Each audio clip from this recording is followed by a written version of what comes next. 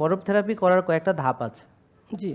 আপনি তো আর ডক্টর জাহাঙ্গীর কবির হয়ে এখনো না, যাননি যে পারবো আমি না। আমি যেমন সেটা পারবো না। জি। আমি যেমন পুরো বরফের ভিতরে ডুবে জি। থাকি এবং অনেকক্ষণ আমি 3 মিনিট 40 সেকেন্ড মানে দম টেনে নিয়ে মানে আরো বেশি সময় আমি দম আটকে বরফের নিচে ডুবে থাকতে পারি আর কি। এটা মানে ক্রেডিট কিছু না, আপনিও পারবেন চেষ্টা করলে। যাই হোক, নিয়মটা হলো বোন যে প্রথমে উইম হফের শ্বাসের ব্যায়ামটা 8টা বা 6টা রাউন্ড করতে হবে, 6 রাউন্ড আগে ভালো করে করতে হবে।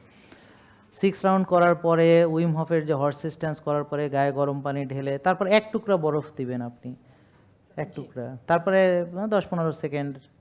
এরপরে আস্তে আস্তে শরীরের অবস্থা অনুযায়ী 20 সেকেন্ড, 25 সেকেন্ড, 30 সেকেন্ড, 1 মিনিট, তারপর বরফের টুকরা 1টা থেকে 2টো হবে এবং পরে কিন্তু আবার গরম পানি দিয়ে গোসল টোসল করে আবার কিন্তু এটা করে নিয়ে শেষ করতে হবে। ফিনিশিংটা হবে তখন আপনি বেরোবেন মানে হট শরীর নিয়ে। আচ্ছা, জি জি। তাহলে এটাতে হবে কি আপনার ওই সমস্যা চলে যাবে, মানে ভালো হয়ে যাবেন, সুস্থ হয়ে যাবেন। ঠিক আছে বোন? জি স্যার। জি, থ্যাংক ইউ। এটা আপনার জন্য উপহার থাকলো। জাযাকাল্লাহু খায়রান এবং আল্লাহ আপনাদের ভালো রাখুক।